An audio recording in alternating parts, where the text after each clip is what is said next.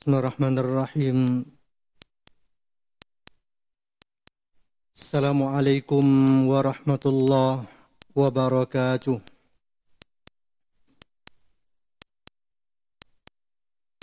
Innal hamdalillah nahmaduhu wa nasta'inuhu wa nastaghfiruh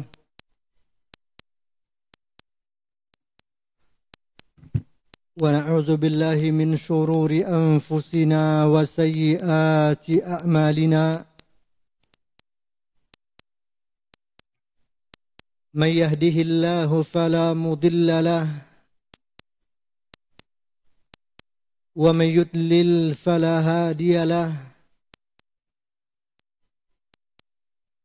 Ashhadu an la ilaha illallah wahdahu la syarika lahu wa ashhadu anna Muhammadan abduhu wa rasuluh sallallahu alaihi wa ala alihi wa ashabihi wa man sara ala nahjihi wa tamassaka bihajjihi wa sunnatihi ila yaumiddin wa sallama tasliman katsira. قال الله عز وجل في كتابه الكريم يا أيها الذين آمنوا اتقوا الله حق تقاته ولا تموتن إلا وأنتم مسلمون.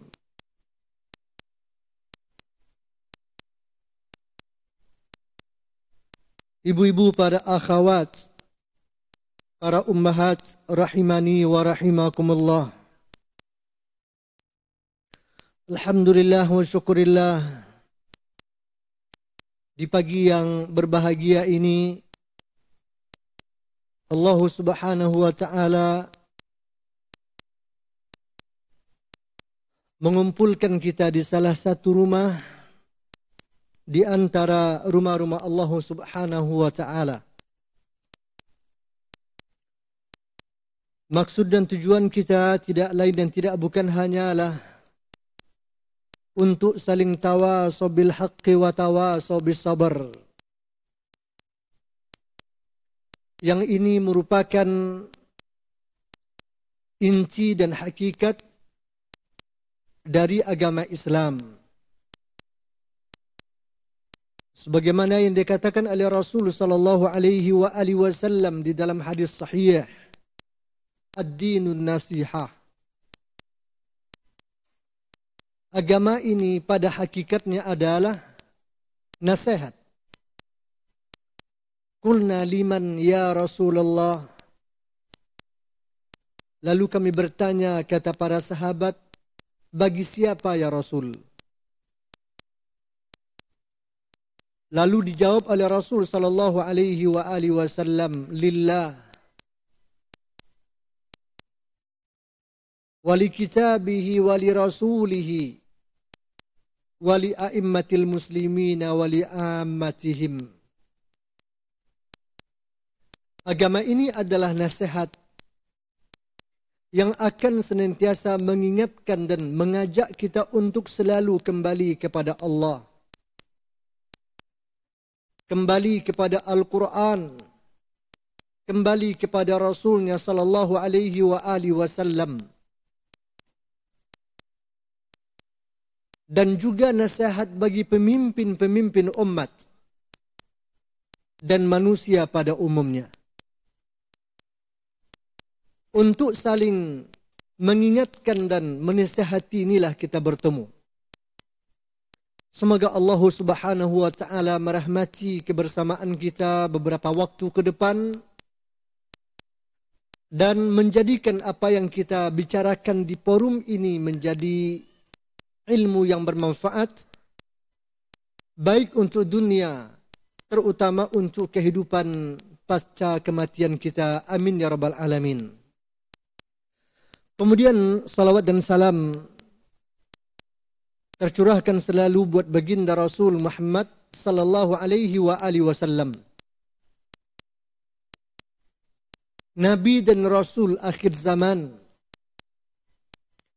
yang sengaja diutuskan oleh Allah Azza wa Jalla untuk sebuah misi basyira wa nazira, memberikan kabar gembira kepada hamba-hamba yang senantiasa beriman dan bertakwa kepada Allah, serta memberikan peringatan kepada orang-orang yang masih larut dan tenggelam di dalam kelalaian dan kemaksiatan kepada Allah Subhanahu wa taala.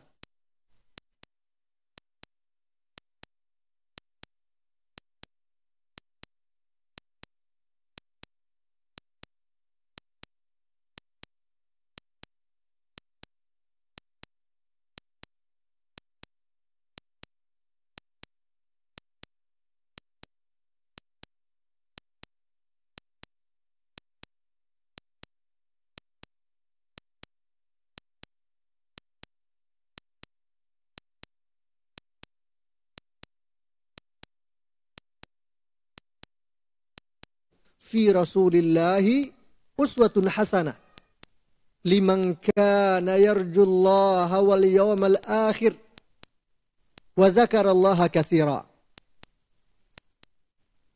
Sesungguhnya pada diri Rasul sallallahu alaihi wasallam terdapat suri tauladan yang baik bagi kalian, yaitu bagi orang-orang yang beriman kepada Allah dan hari akhirat, dan mereka senantiasa zikir dan ingat kepada Allah Subhanahu wa taala.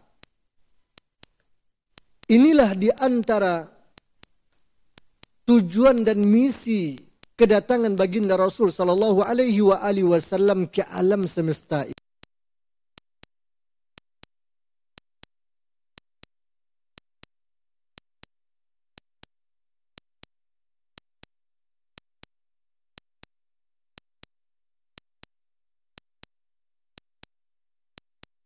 Rasul sallallahu alaihi wasallam.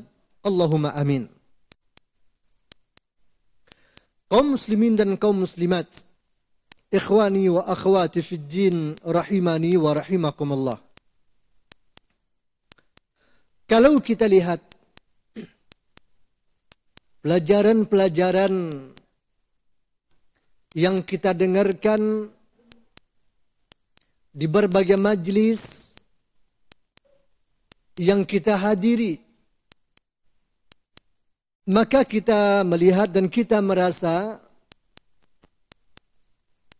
tentang masalah akidah dan masalah tauhid secara khusus masih sangat jarang-jarang kita dapatkan.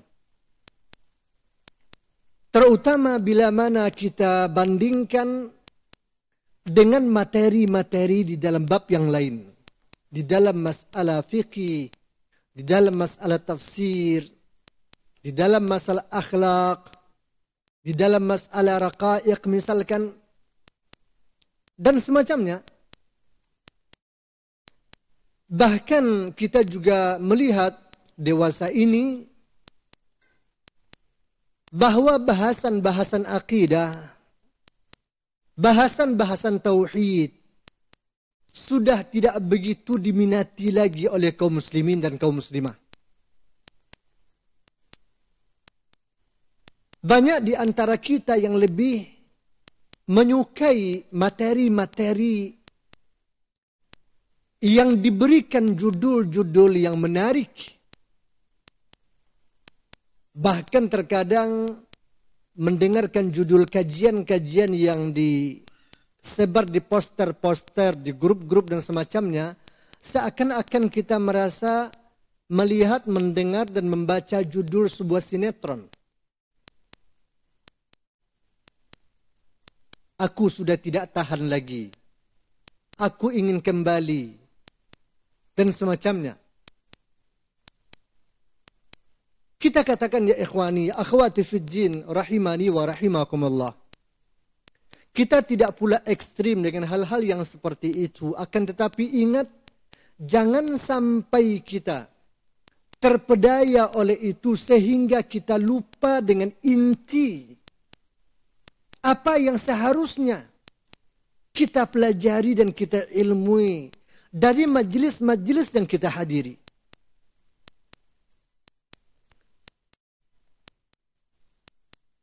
Ikhwani wa akhwati fid din, rahimani wa rahimakumullah. Bukankah kita semua tahu bahwa semua bahasan-bahasan yang kita ikuti, kajian-kajian yang kita dengarkan, tidaklah akan berarti sama sekali kalau seandainya persoalan aqidatut tauhid tidak kita benahi. Kalau seandainya perkara akidah belum lagi kita selesaikan. Maka banyak kita melihat di antara orang-orang yang berhijrah dari masa lalunya yang mungkin diwarnai oleh kegelapan dan tinta-tinta hitam, menuju semangat untuk memperbaiki diri, mengarahkan kepada Al-Quran, mengarah kepada Allah, kepada petunjuk Rasulnya sallallahu alaihi wasallam. Banyak yang terkadang hanya perubahan terjadi dari penampilan zahir, akan tetapi secara batin tidaklah begitu yang berubah. Tidaklah banyak yang bisa diperbaiki.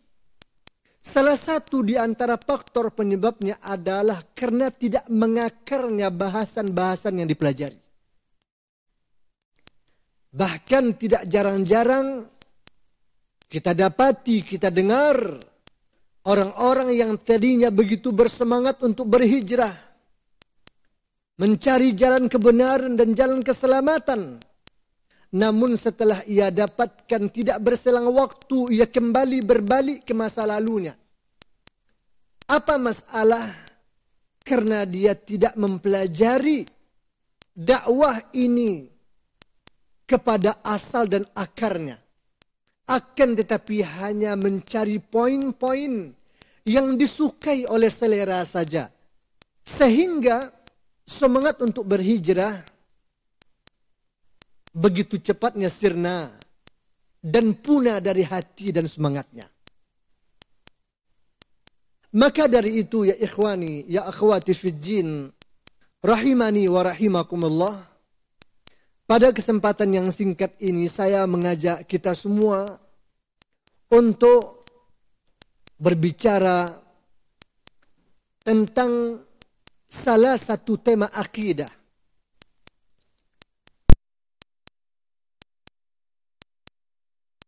Tauhid dan akidah yang telah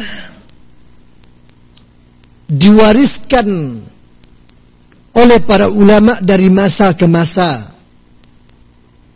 yang telah dipelajari oleh setiap talibul ilmi tanpa mengenal mustawa dan levelnya.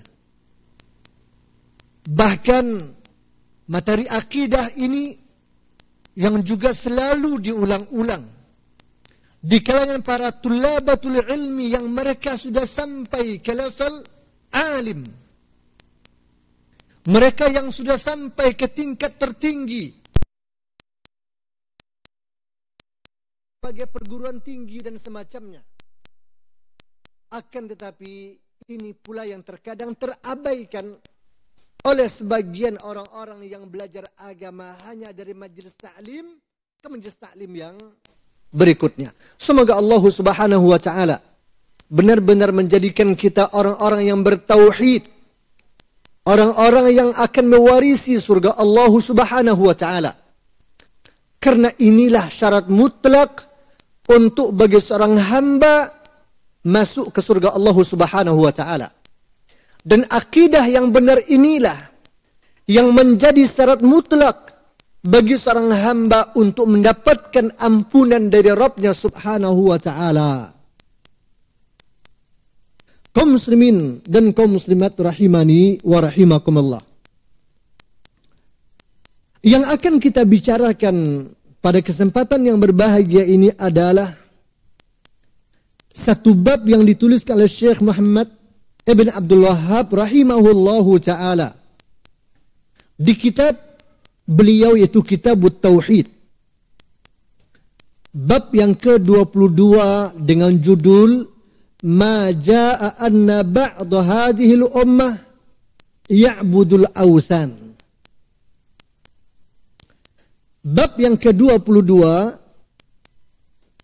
yang berbunyi penjelasan tentang bahwa sebagian dari umat ini ada yang menyembah berhala. Penjelasan tentang bahwa sebagian di antara umat ini, yang dimaksud dengan umat ini adalah umat Rasulullah sallallahu alaihi wa alihi wasallam. Yang dimaksud dengan umat ini adalah ummatul ijabah, orang-orang yang telah menerima dan yang telah menyambut seruan dan dakwah baginda Rasul sallallahu alaihi wa alihi wasallam.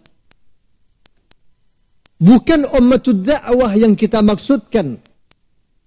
Mereka-mereka yang ada di luar Islam, dari kalangan Yahudi dan Nasrani dan agama-agama yang lain, bukan itu yang dimaksud.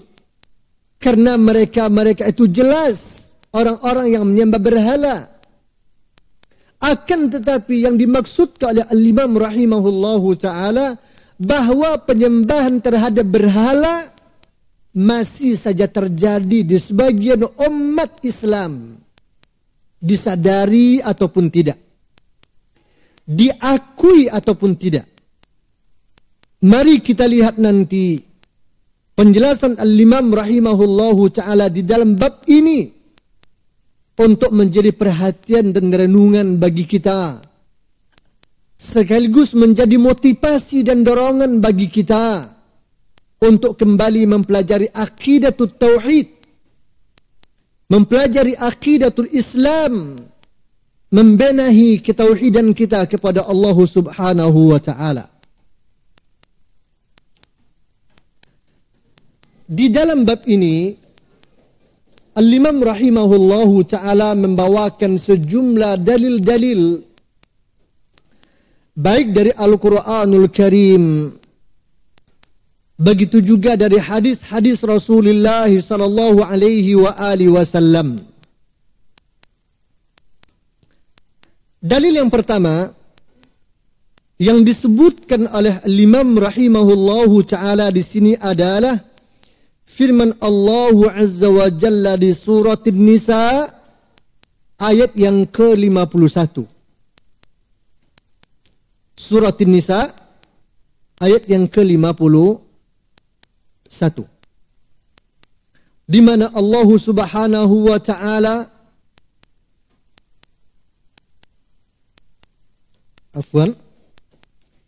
ini ayat 51 atau 52? Sebentar.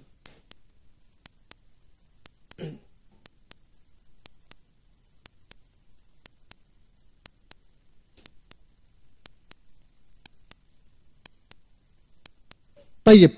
Allah Subhanahu wa ta'ala berfirman, Allah Subhanahu wa ta'ala berfirman, Alam tara ilal ladhina utu nasiban minal kitabi yu'minuna bil jibti wat tawut.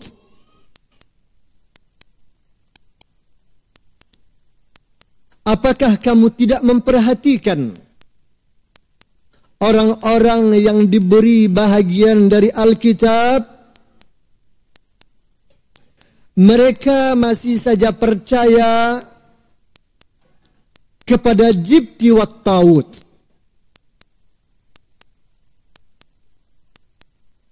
Mereka masih saja percaya kepada al-jibti wat tawut. Wa yaquluna lilladheena kafaru haula'i ahda minal ladheena amanu sabila.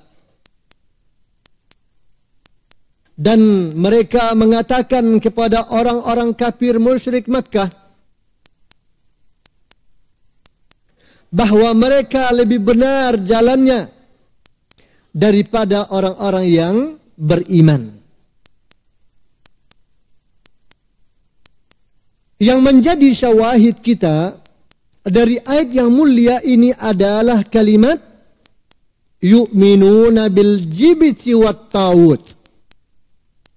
Mereka masih saja percaya dan beriman kepada al-jibti wat tawut.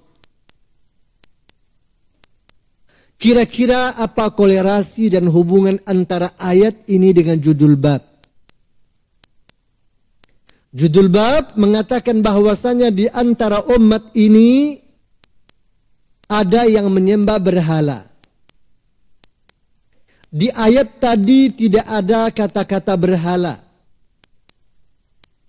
Ayat tadi hanya menyebutkan kata jibti wat tawut.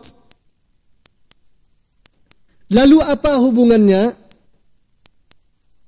Agar kita dapat memahami dan melihat apa hubungan antara ayat ini dengan judul bab, mari kita pahami dulu makna al-jibti wat tawut dan kita pahami pula makna al-awsan. Ikhwani fillah wa akhwati fid din rahimani wa rahimakumullah. Kata awsan adalah jamak dari wasan, yang kalau kita terjemahkan ke dalam bahasa kita artinya adalah berhala. Dan kata ausan, dari satu sisi ada kesamaan makna dengan asnam, yaitu patung yang terkadang kita juga terjemahkan dengan berhala.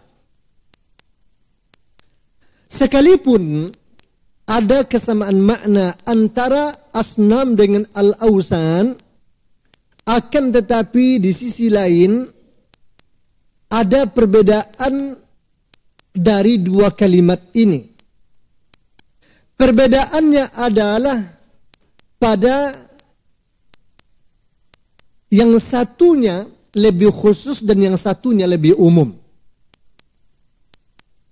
Apa yang dimaksud? Al-asnam atau sanamun itu adalah berhala yang ditujukan kepada patung-patung yang dipahat, yang dibuat sedemikian rupa, menyerupai makhluk-makhluk tertentu, imma manusia atau makhluk bernyawa lainnya. Itu yang dimaksud dengan asnam atau sonamun. Sedangkan wasanun atau ausan jamaknya, ini adalah berhala yang masuk ke dalamnya segala hal yang disembah selain daripada Allah Subhanahu wa ta'ala. Apapun itu, dan bukan hanya sekedar pada patung, sebagaimana yang terjadi semenjak zaman Nabi Nuh alaihissalatu wassalam, yang disebutkan oleh Allah Azza wa Jalla di salah satu ayat dari surat Nuh, di mana tokoh-tokoh kufar pada waktu itu mengatakan kepada kaumnya, la tazarunna waddan wala suwa'an wala ya'usa wa ya'uka wa nasra. Janganlah kalian tinggalkan Wad, Suwa, Ya'us, Ya'uq dan Nasra. Ini adalah nama-nama orang-orang saleh dari umat Nabi Nuh alaihi salatu wassalam. Mereka lah yang mengajarkan agama kepada masyarakatnya. Mereka lah yang mengajak orang-orang untuk beribadah kepada Allah Azza wa Jalla di masa itu. Ketika 5 orang ini wafat, maka datanglah syaitan menjelma dalam bentuk manusia kepada kaum tersebut, lalu mengatakan kepada mereka, wahai fulan, sesungguhnya orang-orang saleh kalian sudah pergi dan sudah meninggal.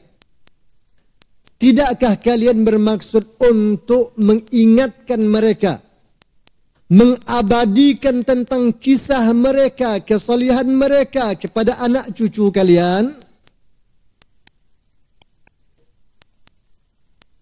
Kata mereka, tentu saja kami ingin mengabadikan tentang mereka ini untuk dapat dijadikan sebagai contoh dan keteladanan di dalam kesalihan. Maka kata syaitan itu, buatkanlah patung-patung mereka. Kemudian namakan dengan nama-nama mereka, lalu letakkan di tempat mereka biasa menyampaikan ilmu dan memberikan nasihat kepada umat. Maka dilakukanlah oleh kaum tersebut dengan tujuan hanya semata-mata untuk mengingat jasa dan kesalihan orang-orang dan para tokoh tersebut, untuk dijadikan keteladanan oleh orang-orang yang datang sesudah mereka, terutama oleh anak cucu mereka yang akan datang sesudah mereka. Maka dibuatlah. Akan tetapi berjalannya waktu, bergantinya generasi yang dahulu membuat patung-patung tersebut telah habis. telah hilang, telah wafat, dan telah digantikan oleh generasi sesudah mereka yang tidak lagi mengerti histori asal muasal kenapa patung-patung itu dibuatkan. Maka dikala itu syaitan datang lagi kepada kaum tersebut, akan tetapi dengan bahasa yang lain. Kalau kepada generasi sebelumnya syaitan mengatakan untuk mengingat jasa-jasa mereka, untuk mengabadikan kenangan bersama mereka, agar mereka tidak hilang begitu saja seperti jasadnya yang hancur di telan bumi dan tanah. Akan tetapi kali ini syaitan datang dalam bahasa yang lain. Dia katakan kepada generasi yang datang sesudahnya, tahukah kalian wahai orang-orang, bahwa patung-patung inilah yang dahulu diibadati oleh nenek moyang kalian. Karena patung-patung inilah dahulu mereka diberikan hujan, diberikan kemakmuran, diberikan karunia oleh Allah Subhanahu wa taala. Karena zaman itu zaman yang sudah dibaluri oleh kebodohan, tidak lagi mengerti agama, dan mereka juga tidak lagi tahu histori kenapa patung-patung itu dahulu dibuatkan oleh nenek moyang mereka. Sampai pada akhirnya mereka pun menyembah patung-patung tersebut karena terpengaruh oleh bahasa syaitan yang datang menjelma dalam rupa manusia kepada mereka. Maka semenjak itu disebutkan oleh ulama al-tafsir, itulah awal kali terjadinya kesyirikan di muka bumi.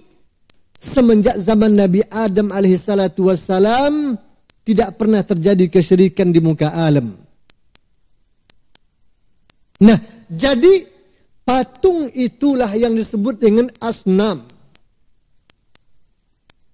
Sementara ausan, dia lebih umum dibandingkan daripada asnam.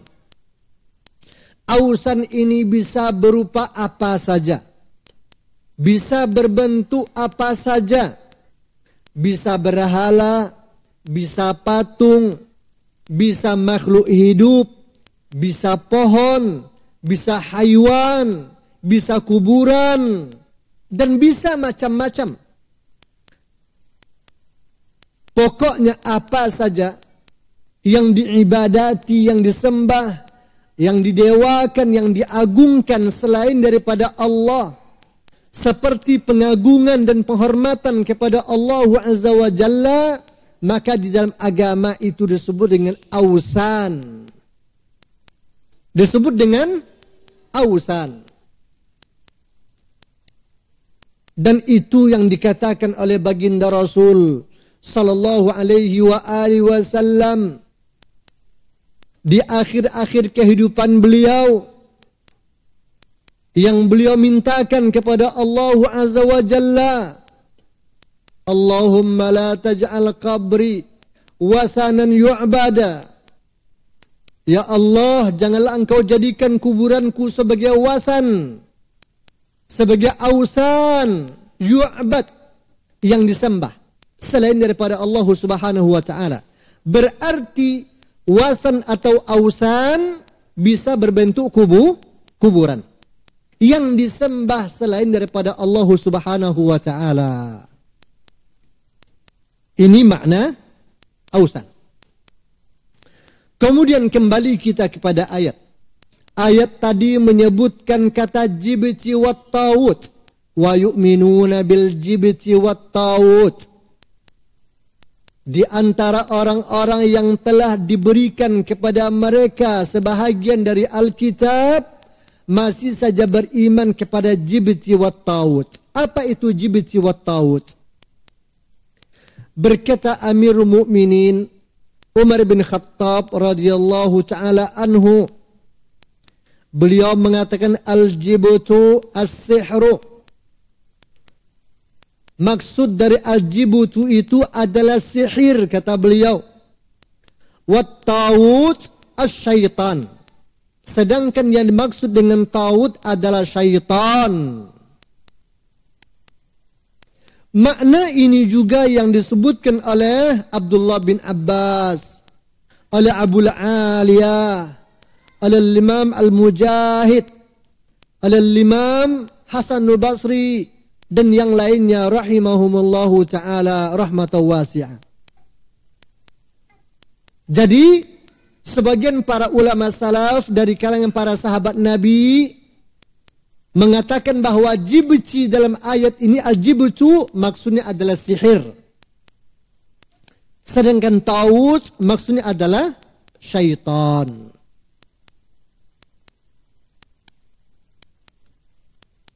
Diriwayatkan pula dari Abdullah bin Abbas, dari Ikrimah ibn Abi Jahal, dari Abu Malik al-Ashja'i, bahwasanya al-jibti ini artinya adalah syaitan. Al-jibtu artinya adalah syaitan.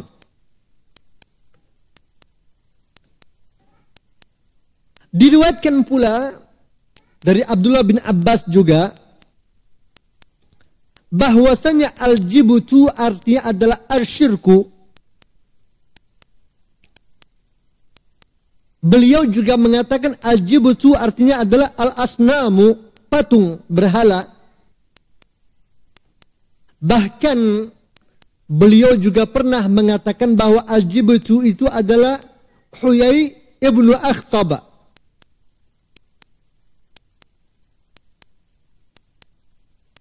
Dikatakan oleh Imam Sya'bi rahimahullah, al-jibtu ada al-kahin, itu dukun.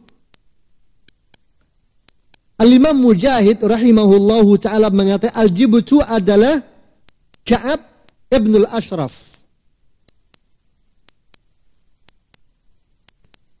Kalau kita lihat dan kita dengar, ada beberapa penafsiran yang disebutkan oleh para salaf tentang makna al-jibtu wat tawut. Tapi sebenarnya ya akhwati, ya ikhwani rahimani wa rahimakumullah, penafsiran-penafsiran yang tadi kita katakan, ada yang mengatakan sihir, ada yang mengatakan syaitan, ada yang mengatakan kahin dukun, ada yang mengatakan apalagi mengatakan Huyai ibn al-Akhtab, ada yang mengatakan asyirku, syirik, ada yang mengatakan al-asnam, berhala, ada yang mengatakan Ka'ab ibn al-Ashraf. Sebenarnya semua itu menguat dikatakan dengan Huyai ibn al-Akhtab. Tidak juga salah kalau dikatakan Ka'ab bin Ashraf. Kenapa? Karena Huyai bin Akhtab dan Ka'ab bin Ashraf, kedua-dua ini adalah gembong-gembong munafikin.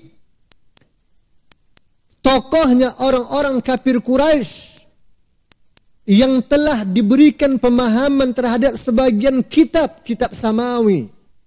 Akan tetapi mereka lah yang telah mengajak orang-orang untuk melakukan kekufuran dan kesyirikan kepada Allah.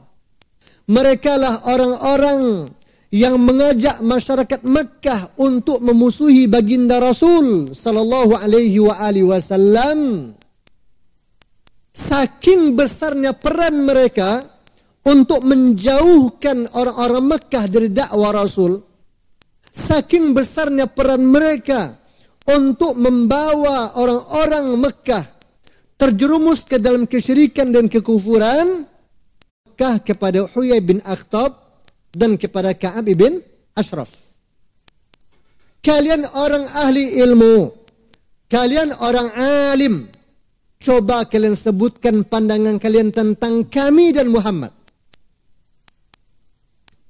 Mendengarkan itu, apa kata orang berdua ini? Dia katakan, faqalu ma antum wa ma Muhammad. Memangnya ada apa antara kalian dengan Muhammad? Maka orang-orang kafir Makkah itu mengatakan, wa nahnu nasilul arham wa nanharul kauma wa naskil ma'a 'alal laban wa nafukkul ana wa naskil hajid. Ketahuilah, katanya, Kami ini adalah orang yang suka menyambung silaturahmi. Kami orang yang suka menyembelih onta sebagai hewan kurban. Kami yang suka memberikan minum kepada orang-orang setelah memberikan mereka minum susu. Dan kami adalah orang yang suka memerdekakan budak. Kami adalah orang yang suka memberikan minum kepada para jamaah haji. Ini adalah perbuatan kami. Ini hari-hari kami. Ini kebiasaan kami. Kata orang-orang kafir Makkah. Wa Muhammadun sunburun qata'a arhamina wa atba'ahu surrakul hajid min ghifar fanahnu khairun aw huwa.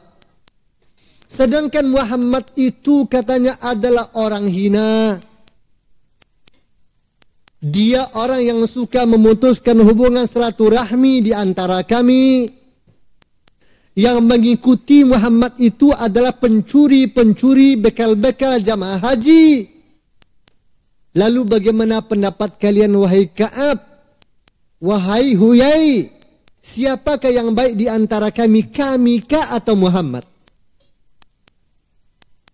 Jadi memang opininya sudah digiring untuk mendapatkan jawaban seperti yang mereka harapkan. Kalau dikatakan kami suka membantu orang, menyambung silaturahmi, ya kan, memerdekakan budak, memberi minum kepada orang-orang, sementara dia memutuskan silaturahmi, memecah belah masyarakat kami, tentu ya jawabannya kalian lebih baik. Padahal kenyataannya yang mereka sandarkan kepada mereka itu semua adalah sifat-sifatnya Rasulullah sallallahu alaihi wasallam. Mendengarkan itu, apa kata Huyai bin Akhtab? Apa kata Ka'ab ibn al-Ashraf? Mereka mengatakan, apa katanya? Faqalu antum khairun wa ahda sabila. Kalau begitu berarti kalianlah yang terbaik dan jalan kalianlah yang selamat dan yang lurus. Nah, berkenaan dengan statement dan jawaban Huyai dan Ka'ab inilah Allah Azza wa Jalla turunkan ayat lain. Ayat tadi, alam tara ilal ladina utu nasiban minal kitab yu'minuna bil jibti wat taut wa yakuluna lil ladina kafaru haula'i ahda minal ladina amanu sabila. Maka oleh karena itulah para ulama ahlu tafsir menafsirkan bahwa kata jibti dan taut di ayat ini maksudnya adalah Huyai ibn Akhtab dan Ka'ab ibn al-Ashraf. Jadi penafsiran-penafsiran tadi saling melengkapi antara satu dengan yang lain. Nah, menunjukkan kepada kita bahwa kata ausan itu lebih umum dibandingkan kata asnam. Kalau asnam hanya ditujukan kepada patung, sedangkan ausan bisa manusia, bisa kuburan, bisa jin, bisa syaitan, bisa apa saja. Kalau seandainya itu disembah dan diagungkan seperti menyembah dan mengagungkan Allah Subhanahu wa ta'ala. Inilah hubungan antara ayat ini dengan judul bab. Jadi kata Allah, masih ada orang yang diberikan Alkitab tapi masih percaya beriman kepada sesembahan selain Allah, atau bahasa judul bab tadi adalah ausan. Ini dalil yang pertama. Baik. Kemudian dalil yang kedua yang disebut oleh Al-Imam rahimahullahu taala di sini adalah ayat yang ke-60 dari surat Al-Maidah. Allah Subhanahu wa taala berfirman, "Qul hal unabbi'ukum bi syarrin min dzalik masubatan 'indallah man la'anahu Allah wa ghadiba 'alaihi wa ja'ala minhumul qiradata wal khanazir wa abadat tawud ulaika syarrum makana wa adallu an sawa'is sabil. Kata Allah Subhanahu wa taala, bukankah aku telah beritakan kepadamu tentang orang-orang yang lebih buruk balasannya nanti di sisi Allah Subhanahu wa taala daripada orang-orang fasik, yaitu orang-orang yang dikutuki oleh Allah dan dimurkai oleh Allah. Di antara mereka ada yang diubah menjadi seekor kera, dan yang lain diubah menjadi seekor babi, dan yang lainnya diubah menjadi penyembah tagut selain daripada Allah Subhanahu wa taala. Ulaika syarrun makanan wa adallu an sawa'is sabil. Mereka inilah manusia yang paling buruk kedudukannya dan yang paling tersesat jalan hidupnya. Ini dalil kedua. Tayyib. Lalu apa pula hubungan antara ayat ini dengan judul bab bahwasanya di antara umat ini ada yang menyembah ausan? Yang perlu kita garis bawahi di ayat ini adalah kata at-tawud. Kata at-tawud.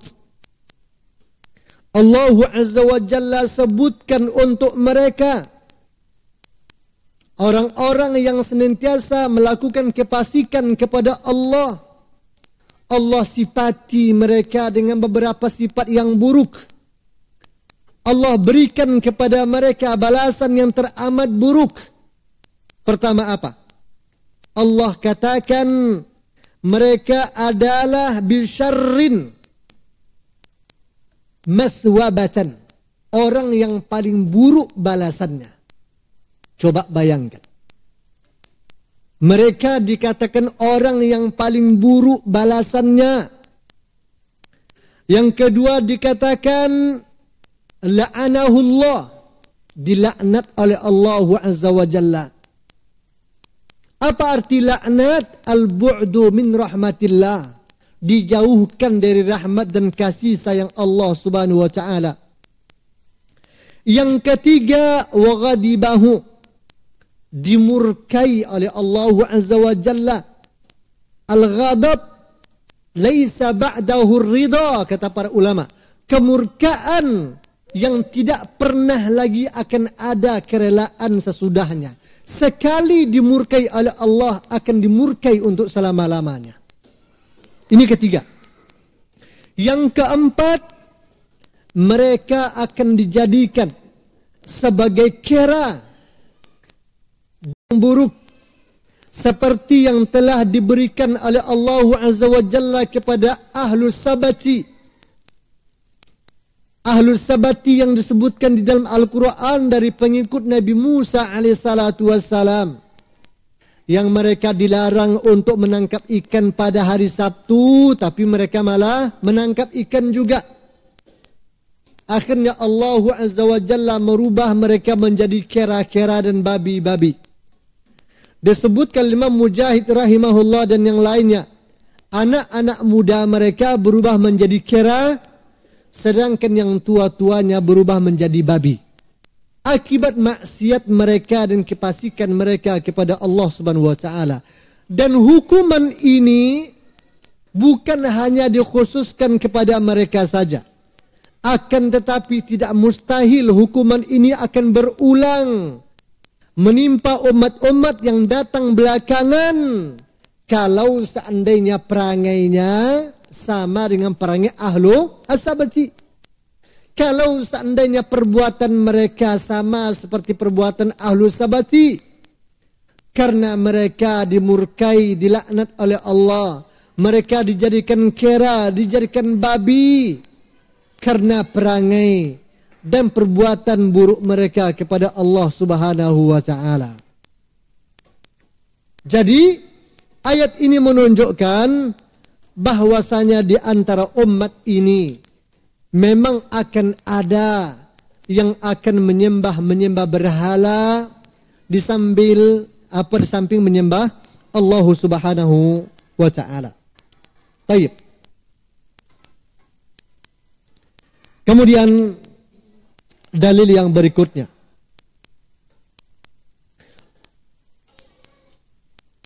Al-Imam rahimahullahu ta'ala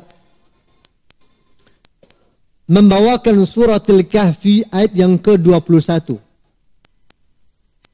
Di mana Allah Azza wa Jalla mengatakan qala alladhina ghalabu ala amrihim lanattakhizanna alaihim masjida.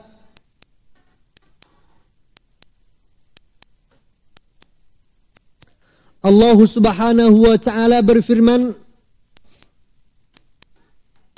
di surat Al-Kahfi, orang-orang yang berkuasa atas urusan mereka berkata, sesungguhnya kami akan mendirikan sebuah rumah peribadatan di atasnya. Sesungguhnya kami akan mendirikan rumah peribadatan di atasnya. Apa maksudnya? Disebutkan oleh Syekh Abdurrahman bin Hasan Al-Syekh rahimahullahu ta'ala, wal murad annahum fa'alu ma'al fisyati ba'da mautihim ma yazummu fa'ilahu, bahwasanya mereka akan membangun di atas kuburan pemuda-pemuda Ashabul Kahfi tempat-tempat peribadatan yang itu nanti akan membuat pelakunya tercela di sisi Allah Subhanahu wa ta'ala. Akan menyebabkan pelakunya dicela di sisi Allah Subhanahu wa ta'ala. Ini menunjukkan kepada kita bahwa membangun tempat peribadatan di atas kuburan orang-orang sekalipun dianggap sebagai orang saleh merupakan tindakan yang akan membuat pelakunya tercela di sisi Allah Subhanahu wa ta'ala.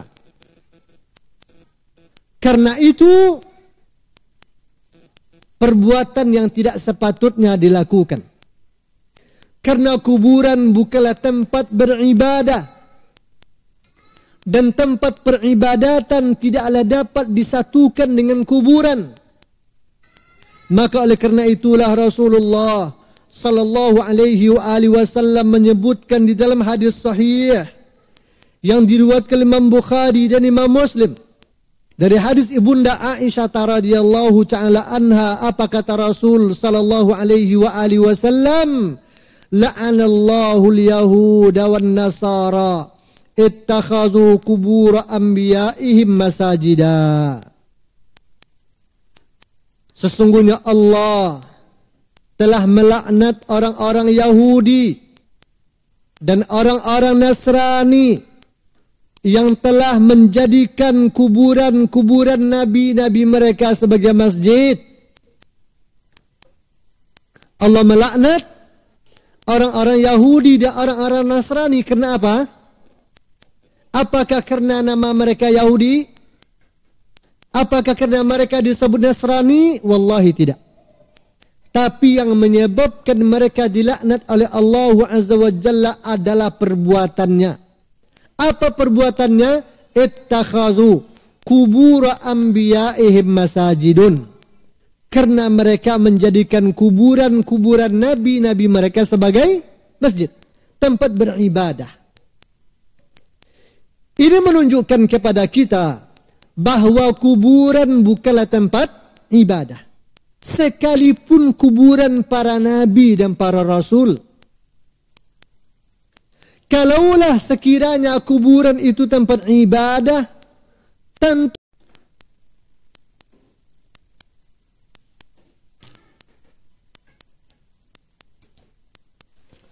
hadis ini sejalan dan semakna dengan hadis yang tadi kita sudah bacakan.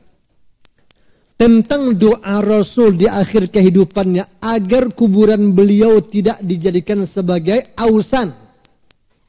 Allahumma la taj'al qabri wasnan yu'bad. Ya Allah, janganlah jadikan kuburanku sebagai wasan. Ausan yang disembah. Karena menyembah ausan perbuatan yang dilaknat. Menunjukkan kuburan kalau bila mana disembah, dijadikan tempat menyembah, maka itu sudah menjadi ausan. Sekalipun kubur para nabi dan para rasul. Makanya Nabi katakan itu. Jangan jadikan kuburanku ya Allah sebagai ausan yang disembah.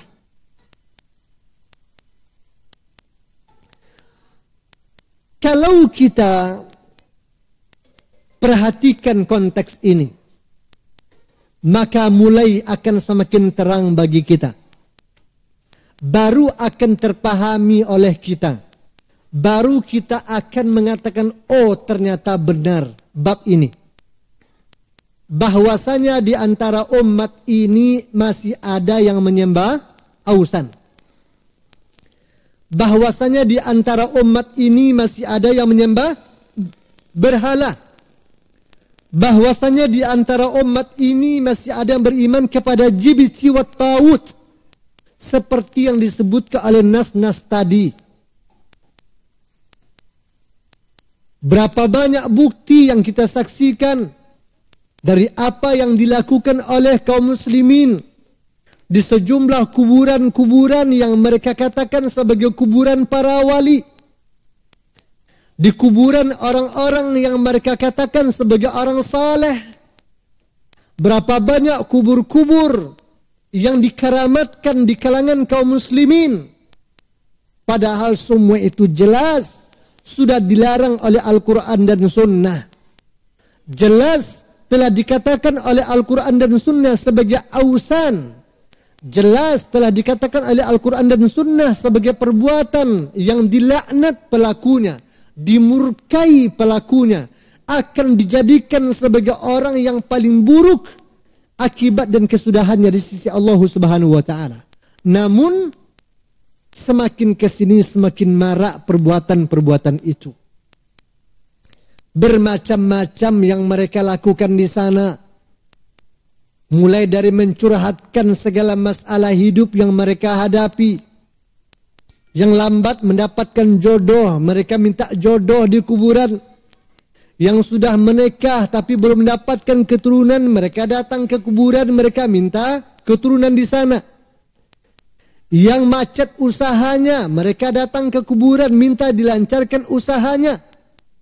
Bahkan tidak jarang-jarang juga ada di antara orang yang menggantungkan foto-foto orang-orang tertentu di tempat usahanya dengan harapan bisa melariskan usahanya, bisa melariskan dagangannya, bisa mendatangkan keuntungan pada usaha dan jualannya.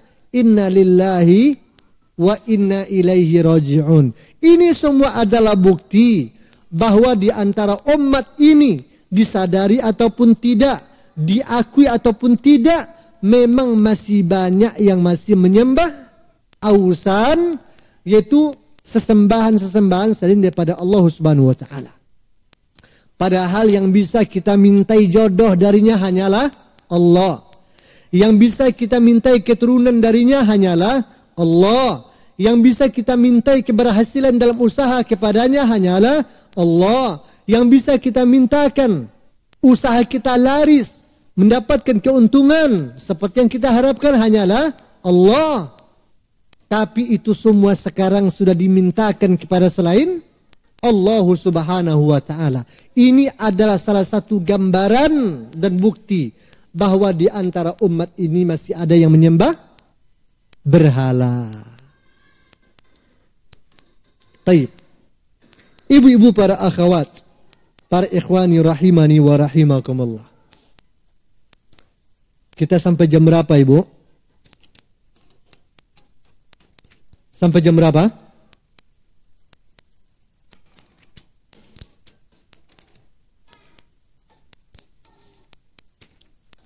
Ada mic di belakang. Sampai jam berapa kita? Sudah habis?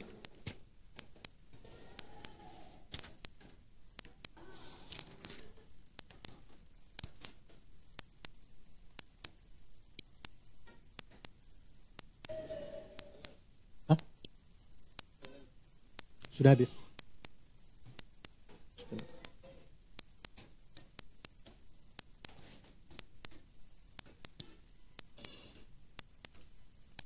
Baik. Mungkin kita cukupkan dulu sampai di sini bahasan kita. Jadi intinya adalah ibu-ibu, para akhwat, para ummahat, rahimani wa rahimakumullah, bahwasanya memang benar di antara umat ini masih ada, bahkan masih banyak yang menyembah kepada ausan atau menyembah berhala-berhala selain daripada Allah Subhanahu wa taala. Ini menunjukkan bahwa betapa dangkalnya pemahaman akidah umat ini terhadap agamanya. Betapa masih dangkalnya tauhid kita. Betapa masih dangkalnya ilmu kita tentang masalah akidatul Islam. Sehingga terjadilah fitnah demi fitnah yang akan menggerogoti, bahkan bisa membatalkan keislaman dan keimanan kita kepada Allah.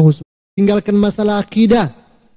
Barangkali di antara yang hadir di sini tidak tertutup kemungkinan masih banyak di hatinya bersarang keyakinan-keyakinan yang syirik, keyakinan-keyakinan yang kufur, keyakinan-keyakinan khurafat. Kalau merasa tidak ada, saya katakan belum tentu karena tidak ada. Tapi barangkali dia mengatakan tidak ada karena dia memang tidak mengerti persoalannya. Kalau dia mengerti persoalannya, baru dia akan tahu, oh ternyata saya masih salah. Ternyata keyakinan saya masih keliru. Ternyata tauhid saya masih bermasalah. Pasti dia akan katakan itu. Tapi kalau dia katakan, oh saya nggak musyrik lagi, saya nggak berbuat kekufuran lagi, saya katakan itu lebih besar kemungkinan karena memang belum mengerti akidah yang sesungguhnya. Belum mengerti tentang makna tauhid yang sesungguhnya, sehingga merasa sudah selamat akidahnya dari kesyirikan dan sudah merasa selamat tauhidnya dari kekufuran dan kesyirikan. Semoga Allah Azza wa Jalla menjaga kita semua dari segala macam bentuk kekufuran kesyirikan, ma na'lam wa ma la na'lam.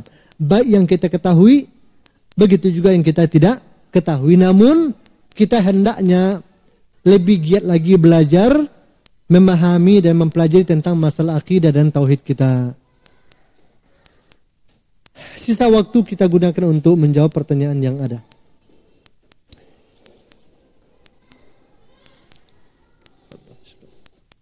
Bu, ini tidak ada sampai jam berapa kita? Saya belum tahu nih.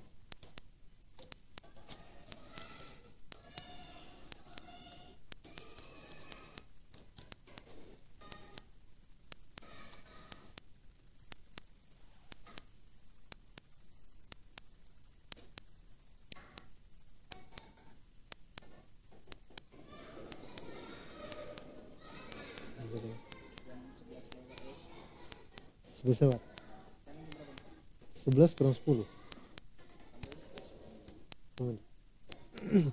Baik. Secara umum tubuhnya pasti berpotensi bernajis karena bekas jilatannya. Ini yang pertama yang harus kita pahami. Yang kedua, karena yang najis dari anjing ini adalah liurnya. Kapan liur anjing ini akan terkontaminasi kepada orang lain? Disebutkan oleh para fuqaha ada dua keadaan yang akan bisa membuat kita ternajisi. Pertama sekali, anjing yang basah, kita yang kering. Kalau bersentuhan, maka akan terkontaminasi oleh najisnya. Atau kita yang basah, anjingnya yang kering.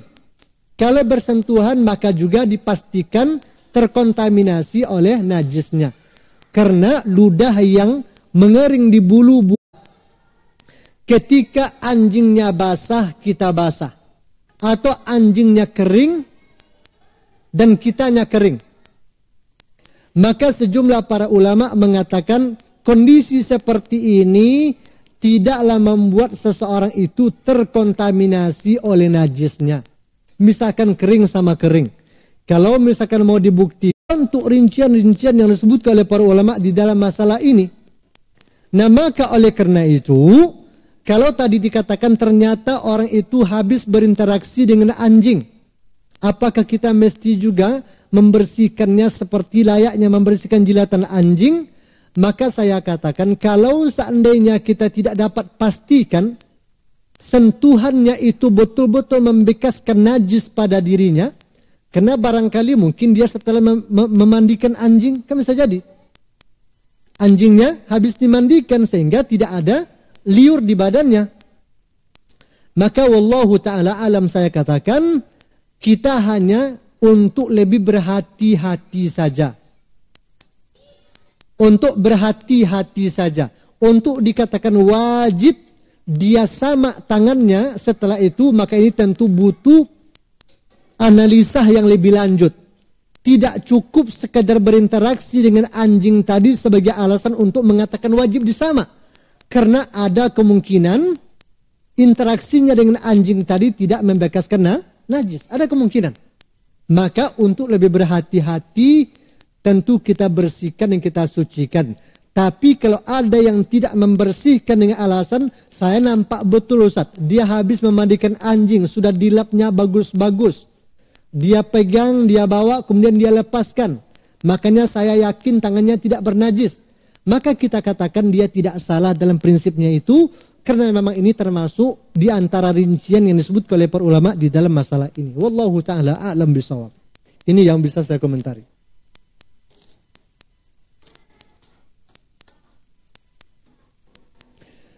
Assalamualaikum warahmatullahi wabarakatuh. Apakah boleh berdoa di dalam sujud menggunakan bahasa Indonesia? Dan apakah doa itu boleh dilafazkan atau cukup di dalam hati saja? Jazakallahu khairan katsira. Ya. Masalah ini sudah sering dipertanyakan dan sudah sering dijawab oleh sejumlah guru-guru kita juga. Termasuk saya juga sudah sering menjawab pertanyaan ini, baik di majelis seperti ini, begitu juga di radio dan semacamnya. Perkara ini khilaf para ulama. Antara yang membolehkan dengan yang tidak membolehkan.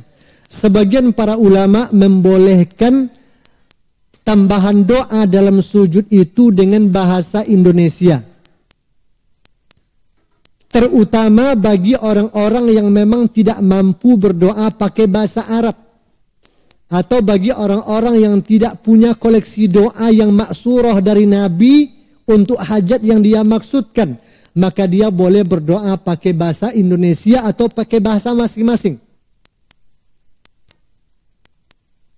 Namun sebagian yang lain mengatakan tidak diperbolehkan untuk berdoa di dalam salat menggunakan bahasa di luar bahasa Arab.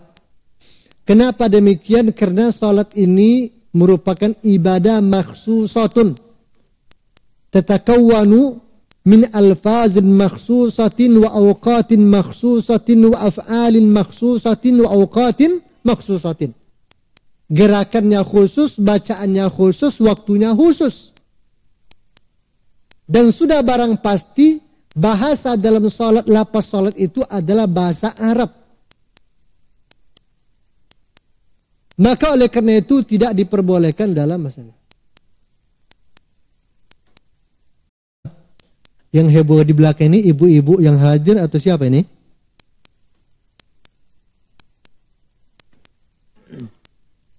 Ya? Siapa dia? Anak-anak. Ya. Apa tadi ya? Hazihi salah la tasluh syai'un fiha min kalamin nas wa inna ma hiya qira'at wa inna ma hiya zikrullahi wa qira'atul Qur'an atau kama qala alaihi salatu wassalam. Kata Rasul, salat ini tidak pantas dicampuri oleh sedikit pun dari perkataan manusia. Karena salat ini adalah zikrullah dan tilawatul Qur'an. Hadis ini sebab keluarnya adalah ketika ada yang bersin dalam salat, lalu di antara sahabat yang menjadi makmum Nabi mengucapkan yarhamukallah. Karena mereka belum paham betul itu di awal-awal keislaman. Islam masih belum turun seluruhnya. Jadi ketika mereka tahu ada jawaban untuk orang yang bersin, mereka nggak tahu kalau itu tak boleh dalam salat. Sehingga mereka pun menjawab orang bersin dalam salat. Terdengar oleh Rasul. Nah setelah salat Nabi tegur, salat ini tidak patut dicampuri oleh ucapan manusia sedikit pun. Padahal yang dia baca adalah doa yang diajarkan oleh Rasul dalam bahasa Arab. Tapi gunanya bukan untuk salat. Tetap dilarang oleh Rasul. Berarti salat ini tidak boleh ditambah dengan ucapan selain daripada ucapan yang dibenarkan di dalam salat itu sendiri. Ini diantara alasan para ulama yang mengatakan tidak boleh berdoa dalam salat sekalipun doa tambahan dengan bahasa di luar bahasa Al-Quran dan Sunnah. Namun yang tadi sebagian memperbolehkan, di antara alasan mereka adalah pertama sekali, sujud ini merupakan keadaan seorang hamba yang paling dekat dengan Rabb-nya dan tempat yang paling mustajab untuk berdoa di waktu itu. Makanya kita diperintahkan oleh Rasul untuk memperbanyak doa di kala itu. Rasul katakan aqrabu ma yakunu bainal abdi wa rabbih wa huwa sajidun fa aktsirud du'a fihi. Keadaan seorang hamba yang paling dekat dengan Rabb-nya adalah di saat ia sujud dalam salatnya. Maka perbanyaklah doa di kala itu, kata Rasul. Nah, jadi kata para ulama ini tadi, kalaulah seandainya doa itu dipaksakan dalam bahasa Arab, apalagi doa yang diajarkan oleh Rasul saja, maka alangkah banyaknya di antara kaum muslimin yang tidak akan mendapatkan keutamaan sujud itu. Karena dari yang Islam lebih banyak yang tidak pandai bahasa Arab dibandingkan yang pandai bahasa Arab. Di antara kaum muslimin lebih banyak yang tidak punya koleksi doa Al-Quran dan Sunnah ketimbang yang punya koleksi doa Al-Quran dan Sunnah. Sehingga akan terlalu banyak orang yang tidak mendapatkan keutamaan doa ketika sujud itu, kata mereka. Lebih kehati-hatian kita. Untuk lebih berhati-hati. Lalu apa solusi bagi orang yang tidak pandai bahasa Arab? Apa solusi bagi orang yang tidak punya koleksi doa yang banyak dari Al-Quran dan Sunnah? Solusinya adalah bacalah doa apa saja yang kita bisa. Kalau tidak punya doa lain, sekurang-kurangnya ulang-ulang sebanyak-banyaknya doa sujud itu. Seperti yang difatwakan oleh Syekh Abdul Aziz Ibn Abdullah Ibn Baz rahimahullahu ta'ala. Ini yang saya lihat lebih selamat untuk keluar dari khilaf para ulama. Tapi kalau ada yang tetap berdoa pakai bahasa Indonesia, itu urusannya. Tapi saya lebih cenderung memilih pendapat yang lebih berhati-hati di dalam masalah ini. Karena ini adalah salat. Jangan gara-gara termotivasi mendapatkan keutamaan sujud nanti rusak salat kita nanti. Ini kan lebih berbahaya. Ini lebih berbahaya. Wallahu ta'ala a'lam.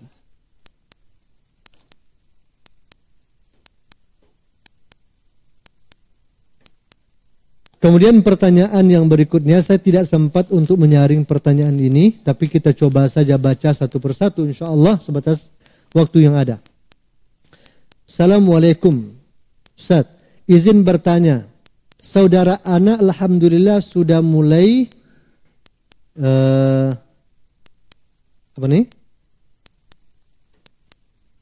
hijrah dan ikut kajian sunnah.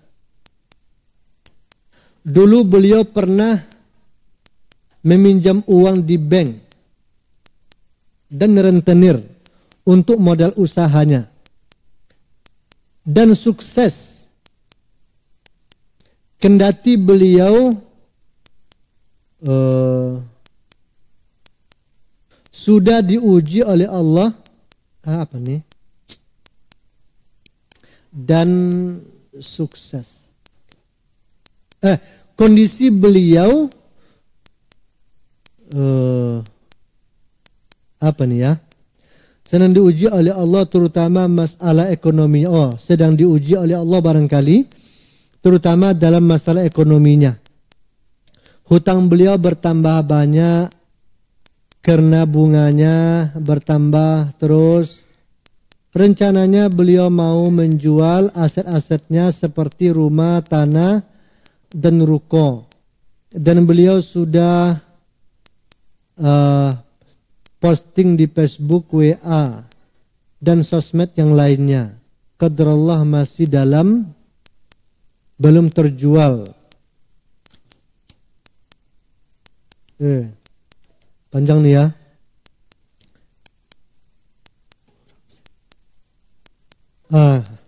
Ini kena panjang, saya juga sulit membaca, kita undurkan sementara waktu.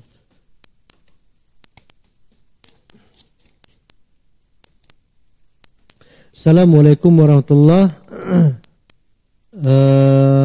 ini doa yang sama tertuju bagi penanya mengenai kuburan yang di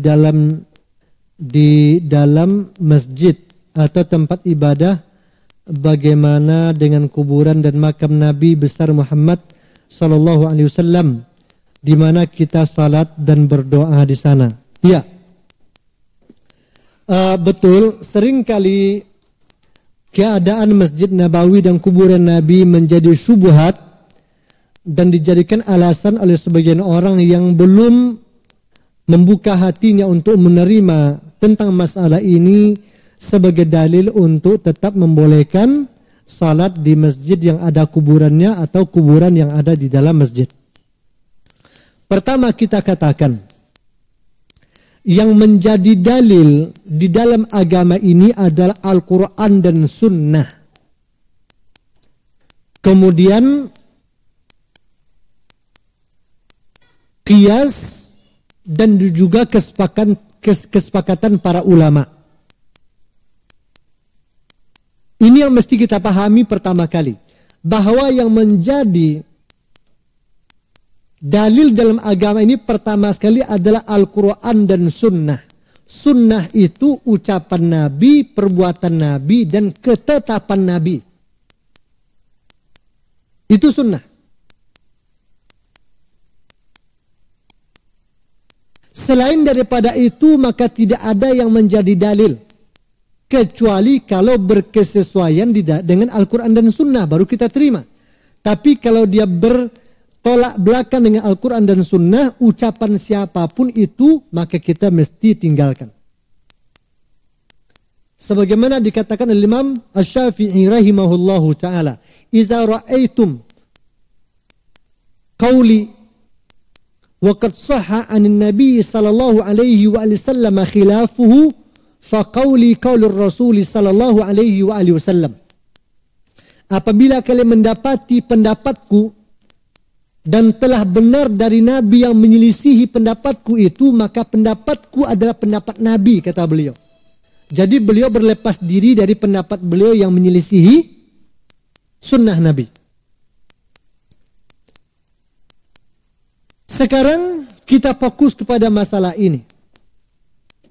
Ucapan Nabi jelas mengatakan la'anallahu al-yahuda wan nasara ittakhazu qubur anbiya'ihim masajida. Itu ucapan Nabi. Bahwasanya dilaknat orang-orang Yahudi dan orang-orang Nasrani karena mereka menjadikan kuburan Nabi mereka sebagai masjid. Yang ucapan Nabi yuhzaru ma fa'alu. Jauhi perbuatan mereka itu, kata Nabi. Yang ucapan Nabi adalah Allahumma la taj'al qabri wasnan yu'bad. Ya Allah, jangan jadikan kuburanku sebagai berhala yang disembah. Itulah sunnah-sunnah Nabi yang mengharamkan, melarang kita untuk menjadikan kuburan sebagai masjid. Dan itu yang wajib kita pegang. Itu yang wajib kita ikuti. Yang kedua, kuburan Nabi itu asalnya bukan di dalam masjid, tapi di dalam kamarnya Aisyah radhiyallahu taala anha. Dan itu jelas memiliki jarak batas dengan masjid. Dan ini tidak perlu kita jelaskan lagi. Kalau ada nggak tahu, keterlaluan. Ya kan? Jelas bukan di masjid. Kemudian setelah terjadinya perluasan demi perluasan dari zaman ke zaman Masjid Nabawi tersebut, sampailah pada zaman Khalifah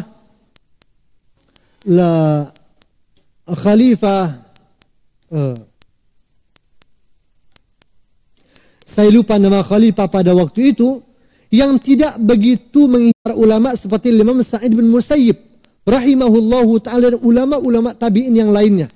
Mereka mengingkari perbuatan itu, tapi apa hendak dikata yang melakukannya adalah penguasa. Ulama tidak bisa berbuat banyak, mereka hanya bisa mengingatkan saja, tidak bisa mengeksekusi. Nah, dan ini jelas sejarah Islam semuanya menukilkan ini. Tidak ada perselisihan di dalam masalah ini bahwa masuknya kuburan Nabi ke dalam masjid adalah akibat perbuatan orang-orang yang datang belakangan. Lalu pertanyaannya, yang akan kita pegang siapa nih? Ucapan petuah Nabi kah yang melarang kita menjadikan kuburan sebagai masjid? Yang memasukkan kubur Nabi ke dalam masjid itu orang yang datang belakangan jauh. Mana yang akan kita ikuti? Yang kita ikuti jelas Rasulullah sallallahu alaihi wasallam.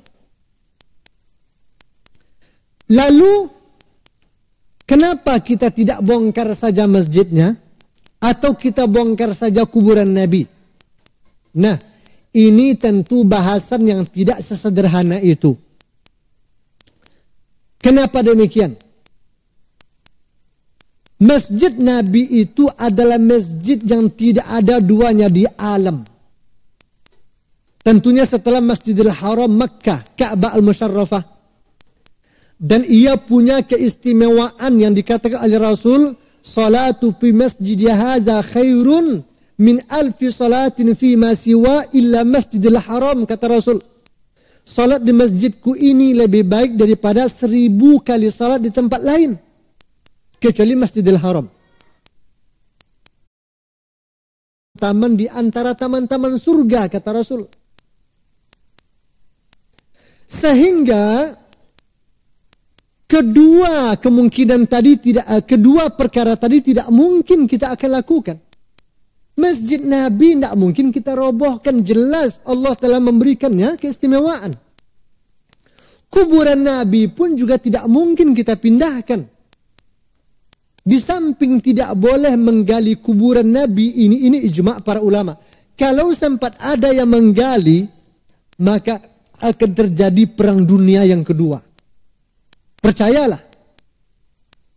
Dahulu sempat Syekh Muhammad bin Abdul Wahab ingin melakukan itu, maka ditentang oleh seluruh ulama di seluruh penjuru dunia.